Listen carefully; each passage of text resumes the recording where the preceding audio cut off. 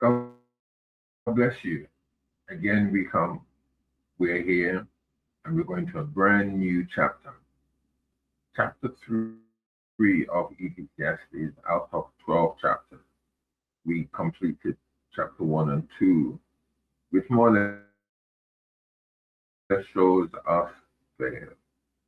Everything on the earth, anything that is on this earth, man and beast fail.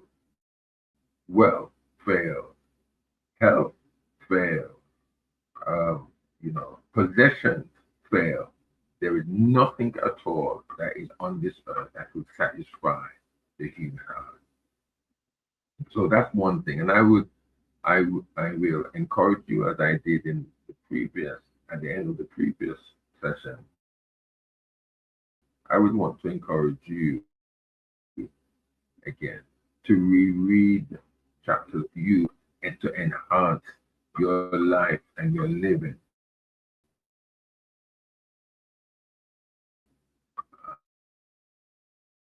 and living before God, because it is Him that we are being. So only God, in other words, can fill and satisfy the human heart. Looking at chapter 3 now, I've more or less entitled this uh, the umbrella, if I can use that term, of this chapter as God's plan for mankind. God had and has an ultimate plan for humanity. Now, we saw, I believe it was in the last chapter, but we probably will see see even more in this chapter if you have read it already. That the animal, the beast of the field, and man returns to dust. But the spirit of man goes up, and the spirit of the beast goes down. Man, humanity, mankind, men and women, all we are completely different, and we are of a higher order than the animal world. We're not the same. We're definitely not the same. And God had a plan. God had a plan even before He made us, even before the world came into existence. God had a plan for us. God had a plan even before we failed Him. Everything on the earth. Just take a moment, if you wish, and just think about it. Everything on earth failed, and man failed. He failed first, and then everything else that is on the earth really failed after Him. We're going to read all 22, I believe, 22 verses of this in this particular session. And then in the next four sessions, I would say we're going to be looking at particular gifts that God uh, gave or has given to humanity. If I can just rattle them off quickly for you. The first gift or great gift that God gave is time and life. Those are very good gifts. Those are great gifts. The next set of great gifts that God gave was the gift of work. The third point in which will be looking at in the course of this chapter is the great gift of eternity. That's a great gift. There's no other being, whether it's in the heavens, on the earth, or even under the earth, that can ever give humanity, give mankind the gift of eternity. And the last gift, great gift that God has in store for man is justice and judgment. Yes, justice and judgment. But we will address each of these great gifts when we get to them. You may already be able to explain probably some can, some have never read it before, some haven't given it much thought. I'm not saying that I'm the best one to do it because I could really, wish that I could talk with others about this. And yes, we can always find someone to talk. We can talk about other things in the scriptures, But when last have we really sat? Have you sat with someone and talked about the book of Ecclesiastes? Very rare, isn't it? Very rare. However, let's just read all 22 verses, bring it to a close, and then in the coming session, 4 sessions, we'll take each one of these 4 points and expand a little bit more on it, leaving some for you to explore for yourself. Ecclesiastes chapter 3, starting at verse 1.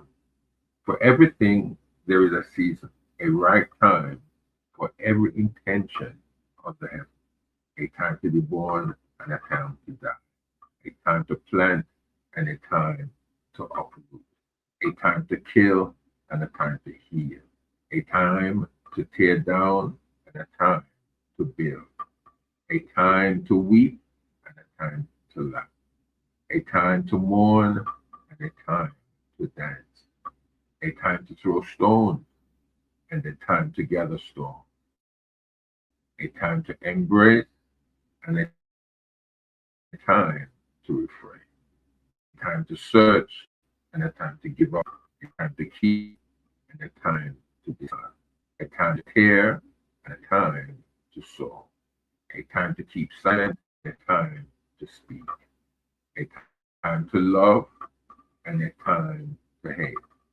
a time for war and a time for peace. What does the worker gain from his effort? I have seen the task God has given humanity to keep us occupied. He has made everything suited to its time. Also, He has given human beings an awareness of eternity, but in such a way that they can't or cannot fully comprehend from beginning to end the things God does. I know that there is nothing better for them to do than to be happy and enjoy themselves long as they live. Still, the fact that everyone can eat and drink and enjoy the good that results from all his work is a gift of God. I know that. Whatever God does will last forever. There is nothing to add or subtract from it. And God has done it so that people will fear him. That which was is here already, and that which will be has already been. But God seeks out what people chase after. Another thing I observed under the sun, there in the same place as justice was wickedness, there in the same place as righteousness was wickedness. I said to myself, the righteous and the wicked God will judge, because there is a right time for every intention and for every action. Concerning people, I said to myself, God is testing them so that they will see that by themselves they are just animals. After all, the same thing that happened to people happened to animals. The very same thing. Just as one dies, so does the other. Yes, their breath is the same, so that humans are no better than animals, since nothing matters anyway.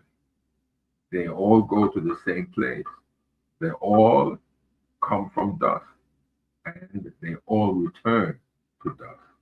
Who knows if the spirit of a human being goes upward and the spirit of an animal goes downward into the earth? So I concluded that there is nothing better for a person to do than take joy in his activity. That is his allotted portion. For who can enable him to see what will happen? Here endeth the reading of God's holy word. God bless you. It's a pleasure here again sitting with you, reading the scriptures. And I hope that in reading from the Jewish text, you may have had the NIV, you could have the KJV, you could have had some other Bible translation that that suits you, hoping that really what I've read, it has the same amount of verses and it almost says the same thing as what I'm reading from the Jewish um, study Bible. But I trust anyway that the reading of the scriptures awakens something within you, wanting you, causing you, pushing you to know more of Yahweh, to know more of Jehovah, to know more about God, because that is what really was pushing the teacher, the preacher, in all of his endeavor. He only came to the conclusion, really. And you know what that conclusion was? To trust.